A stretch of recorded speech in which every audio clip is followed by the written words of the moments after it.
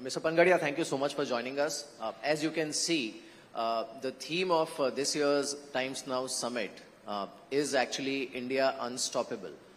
And there are various factors which make India unstoppable today. But we would like to hear it from you, that in your view, as an economist and as an expert on policies, what makes India unstoppable? Great question, Mihir. So there are 2 or 3 factors which I think account for India's current state in which it is on the way to becoming a leading power.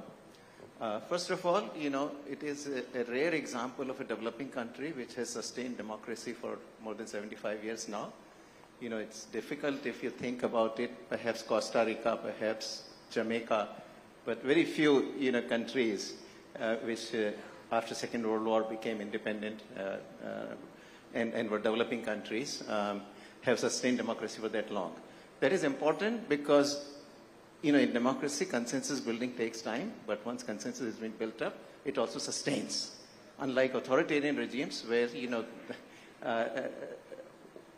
change of leaders can really create upheavals, as, for example, we are witnessing currently in China.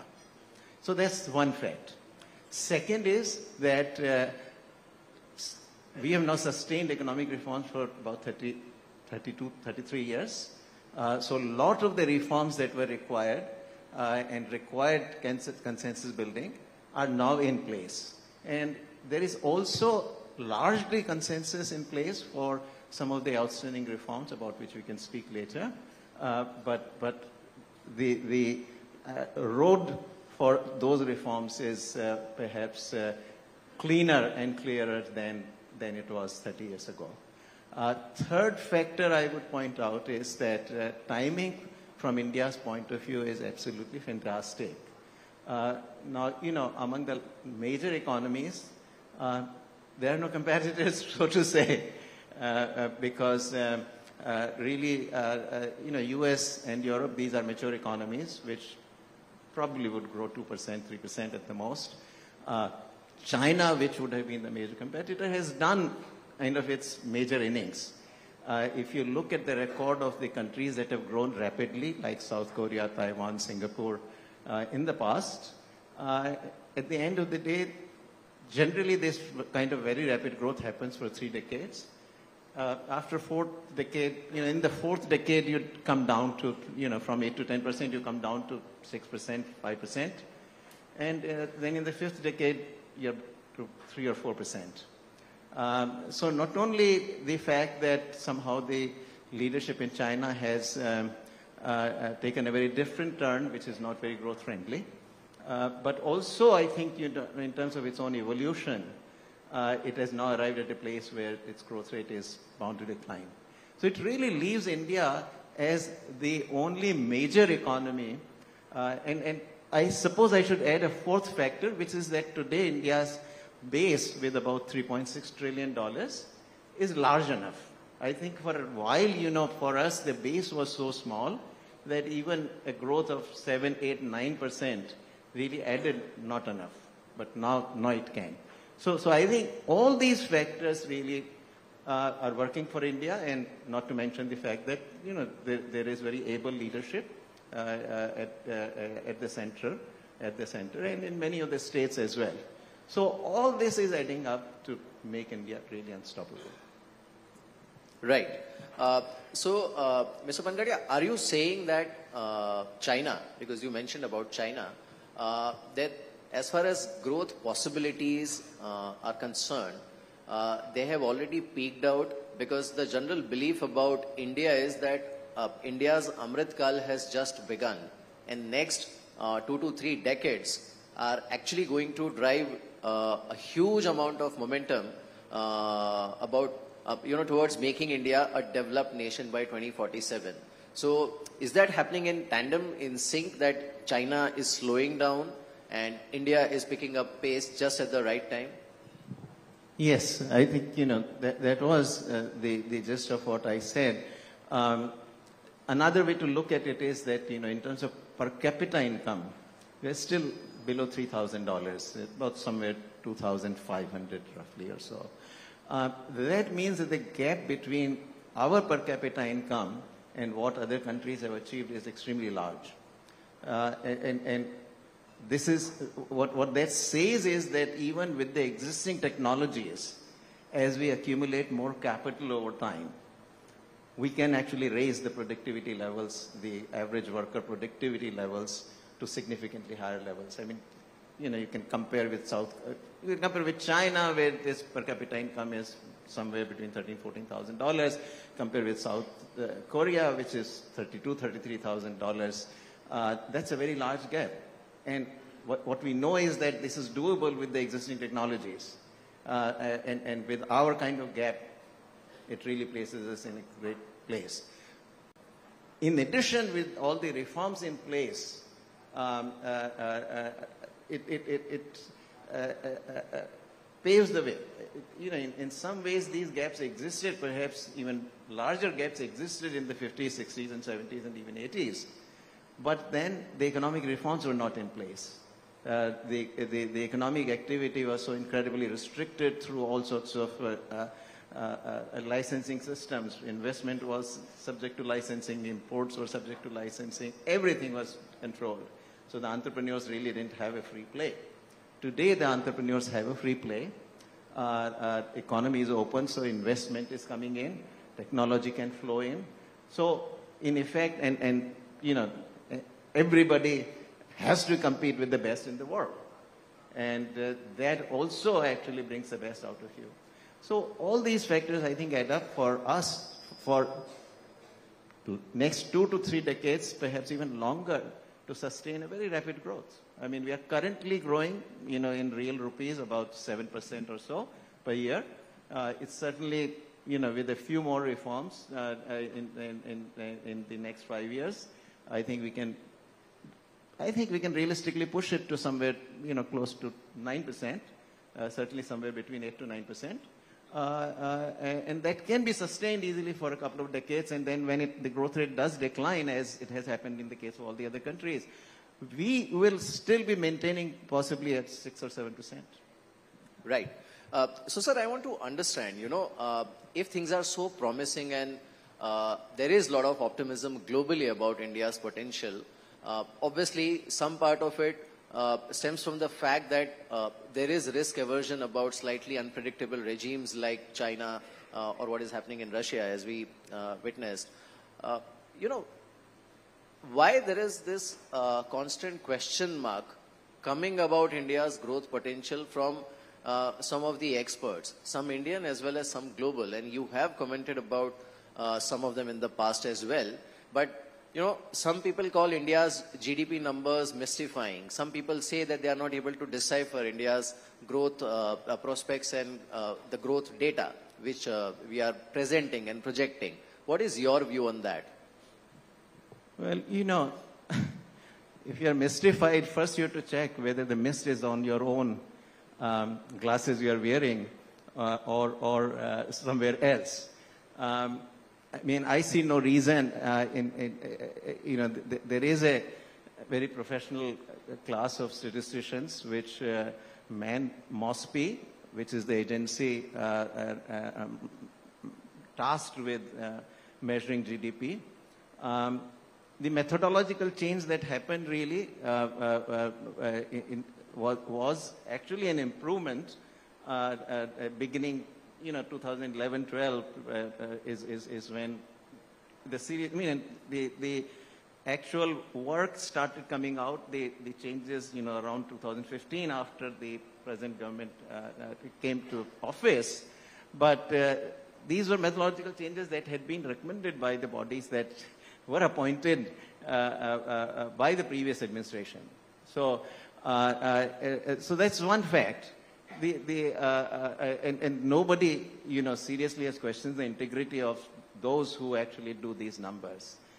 This is a new kind of phenomenon, which I don't understand. One has to worry about what the reason for it is. Now, I think what the particular claim that is made is that somehow the government is fudging the numbers to probably add a couple of percentage points to growth each year to exaggerate the growth rate. I think, if I put it bluntly, that has been the sort of allegation and the claim. Now, just think about the arithmetic of this. So suppose, think about it that the GDP is, let's say, fixed at 100 in each year. Just as an example, so year 1, it's 100, year 2, it's 100, year 3, it's 100. No growth. Now, I want to turn that into a 2% growth rate. So instead of 100, I say my GDP was 102. Well, next year when I go to do my GDP numbers, to get another 2% growth rate, I have to actually use 102 as the base. So I have to go to 104. Third year I have to make it 106. Fourth year I have to make it 108. Very soon you become very incredible. Or non-credible, I should say. I think, you become both incredible and non-credible. You'll get caught. So nobody, in their serious minds, not to mention the fact that the integrity really of those who are doing these numbers has been beyond question. Now, if the critics are saying that there is some fault with the methodology, certainly MOSPI puts out a very long document actually, providing all the details, so it's not a non-transparent process. It is all very well documented how the GDP numbers are calculated. So the critics have to then come in and say this is the fault. And then we can talk about how to make the improvements. But that's not what they do. They say, oh, my gut feeling is. Well, we can go by everybody's gut feeling. And of course, when GDP we are talking about, it's an average of what is happening across the country. Not everybody is growing at 7%, or, some are growing at 10, and some are growing at 5, or some are growing at 3. So if your guts are coming from what is happening to you, I don't even know how the gut feelings come in, actually, especially if you are abroad. Since you mentioned that some critics are coming from abroad. So those guts, I don't know where they are coming from. But you can't replace, the actual numbers that are painstakingly collected and then GDP estimated by your gut feeling. So, sir, somewhere are you suggesting that there is I won't use the word lobby, but there is a concerted effort, or if we refrain from using that word, then at least there is a bogey which is constantly questioning the potential for whatever vested interests? I'll put it differently. I think, we all are in the business of, wanting to be in limelight. You are from media, so we'll appreciate that. You meet us, people like us every day. And to the extent that, the negative news gets your attention, your and your colleagues' attention much more easily. And negative commentary also stays with the public. My sort of late brother, who was a very famous neurologist, used to say that, the brain works like Velcro when it comes to negative news. But when it's positive news, it becomes Teflon. So, so perhaps, it is the combination of those two facts that leads to this. I don't believe that there is any conspiracy of sorts or anything, but we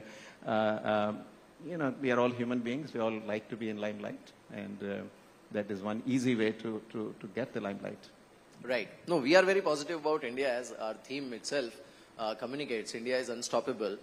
So, sir, my next question is basically about the priorities. You mentioned next government, and in general, there is a belief that it is going to be a continuation of the existing administration post-elections, but I'm not getting into that, and we'll obviously wait for the verdict. My question is, what should be the priority of the next government if India really has to become a developed nation by 2047? And it's not an easy task, like you rightly mentioned.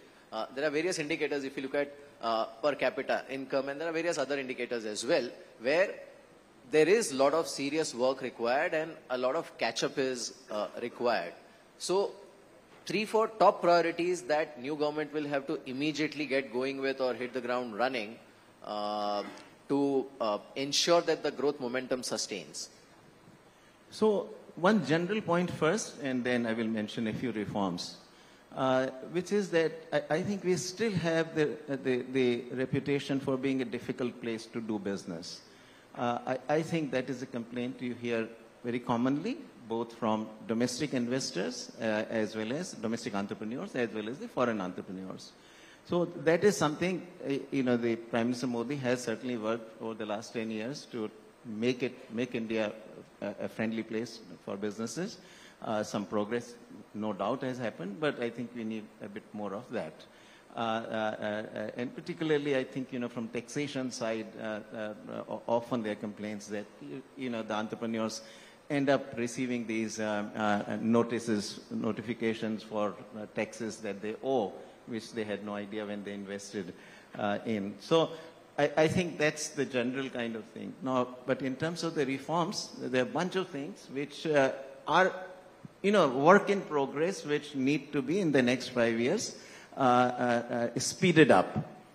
First, very obvious one, labor laws were passed by the parliament in 2019.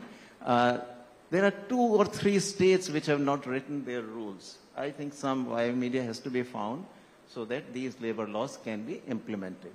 About 24 of the states have actually written their rules and regulations on these, and you can't really, for 5 years drag these laws unimplemented. It is something extremely important, because once these labor laws have been put in place, then some further reform in the labor markets are required, but this is the first step. Very important one. This is the first step. So that, I think, should happen. I hope, we can, whichever the next government comes in, does it within within its first 100 days. I think that will be absolutely fantastic. Now, there are other things which are part of the present government's policy for sure, which is privatization. There is a whole policy that the Finance Ministry had put out, according to which basically the government's intent is to keep some public sector enterprises in 3 or 4 of the strategic sectors. And these are fairly narrowly defined 3 or 4 strategic sectors. Outside of it, the government has promised to exit. I think that exit needs to be speeded up. It should happen, and we should make considerable progress in the next 5 years. Third, I would say, banks. We should not become complacent because of the current kind of valuations of the public sector banks, which are a delight for everybody. In general, the health of the banks is considerably better. In fact, they look very healthy right now. But we should not become complacent because of that, because you see, this has been an ongoing cycle. If you start from early 1990s, there has been a cycle of, NPAs accumulating, the government cleaning up, then the NPAs accumulate again, the government cleans up, and then they accumulate again.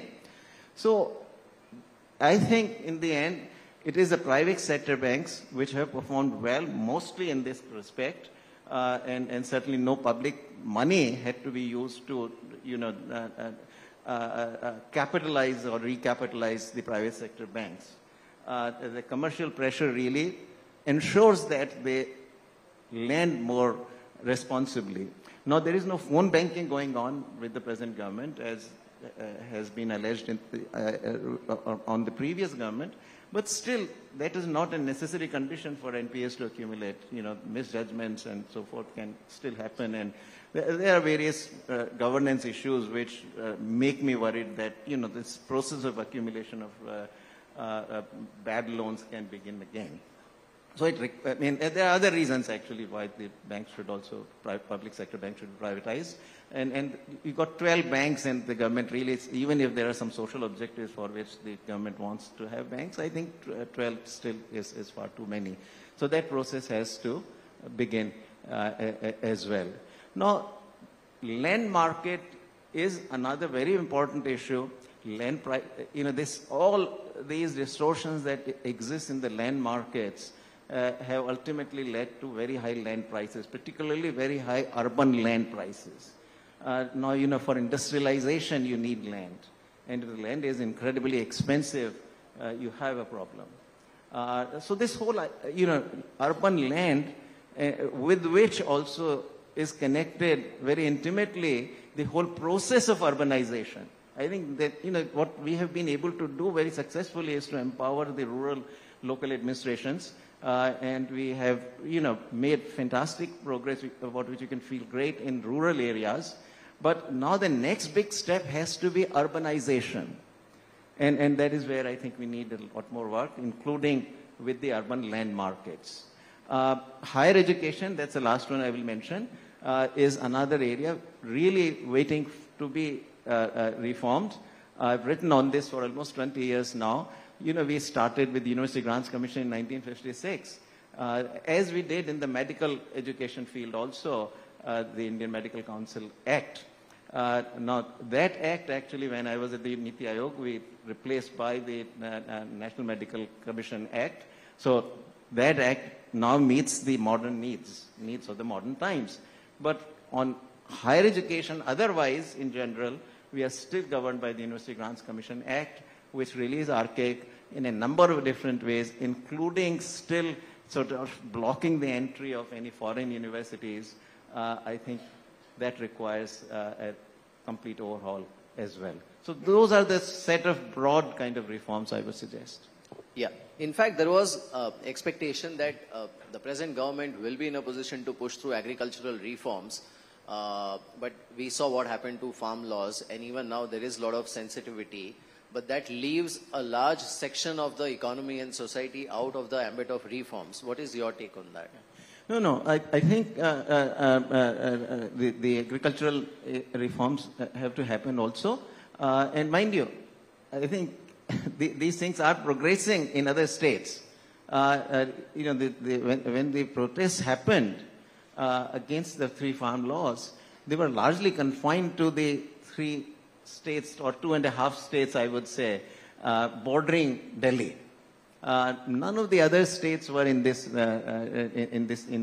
protest, and some of the reforms that these 3 laws were bringing in had already been enacted actually in many of the other states. So remember that agriculture primarily is a state subject, and the early efforts at these reforms, these same reforms that were contained in the 3 farm laws, had been done through the instrumentality of the reforms at the level of the states. This was a reform which was actually initiated in 2003 by Prime Minister Atal Bihari Vajpayee through a model APMC Act. And for almost 17 years, successive governments, there was no difference actually. First, the Vajpayee government tried to bring about these reforms. Then UPA continued with that, trying to persuade the states to adopt these reforms. Then Modi government tried, and then in the end, after 17 years, when it looked like things had not progressed enough, at that point, the Modi government decided to bring in the 3 farm laws. So I think now, given the politics of it, it has to revert to the states.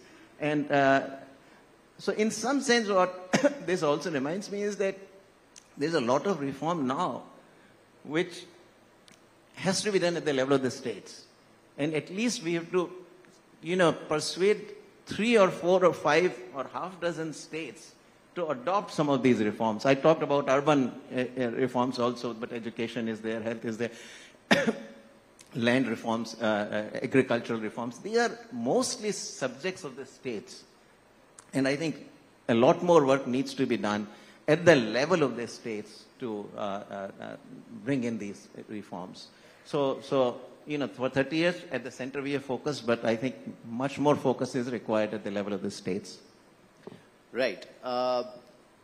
You had a view about electoral bonds, and now, we have a Supreme Court judgment, but I want to ask you that, was it a step in the right direction? Was it done properly? Could it have been more transparent? Because now what we have is a bit of a situation as far as electoral bonds are concerned. And when you talk of reforms, I think the biggest reform that is required in the country is actually the political system and political funding. So what is your take on that?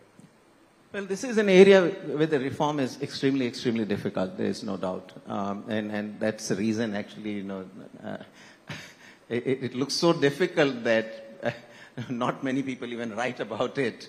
judicial reforms, police reforms, and likewise the electoral reforms. These are very difficult territories.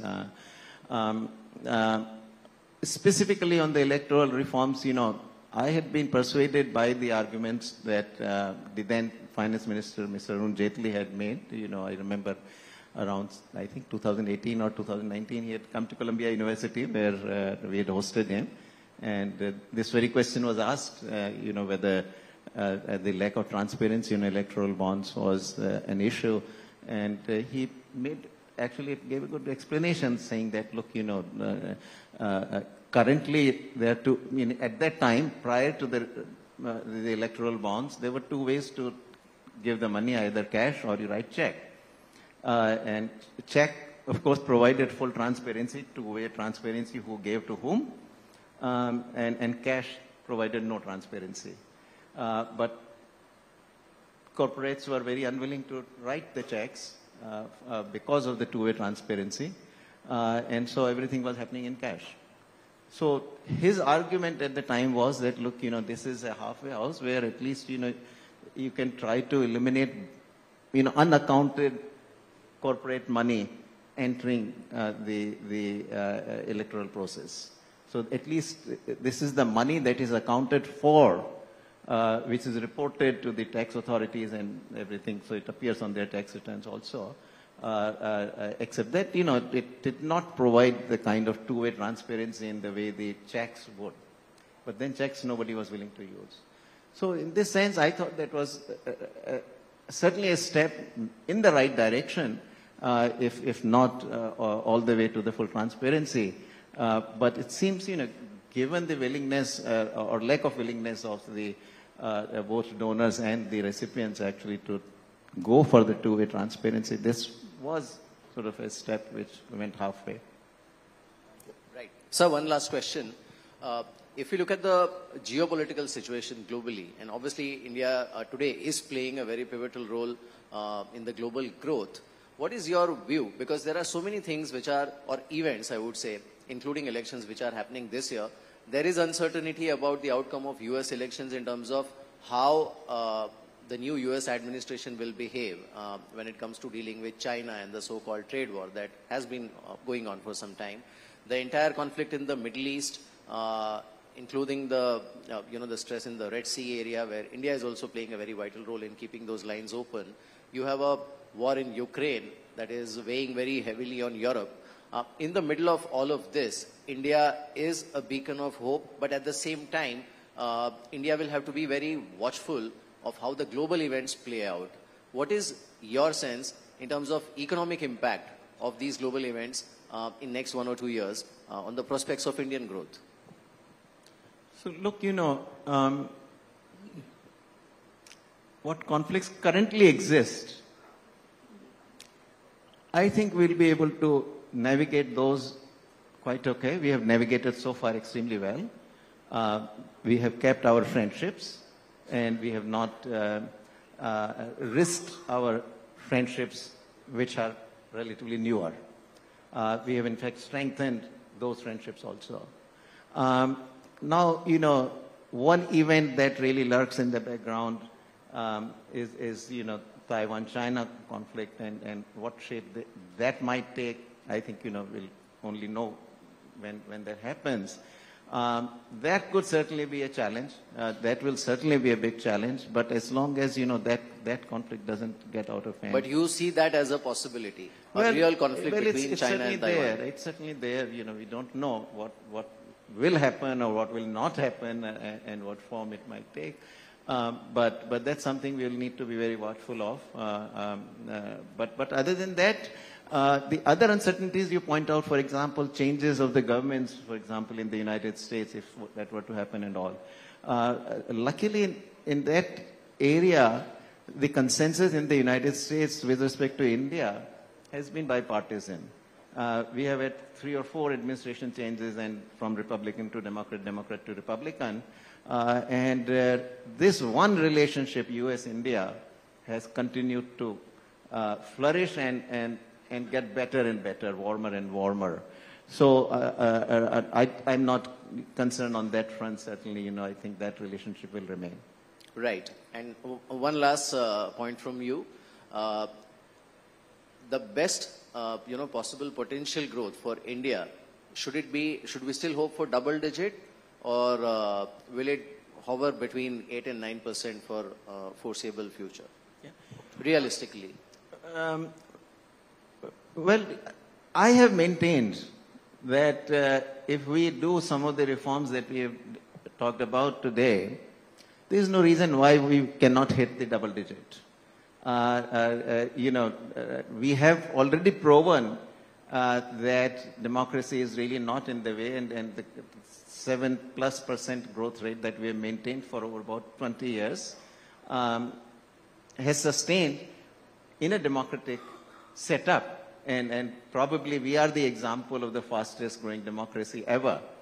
And again, ultimately growth depends on economic policies.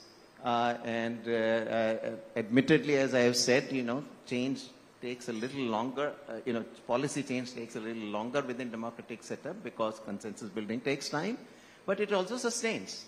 And I think we are pretty much on the cusp of,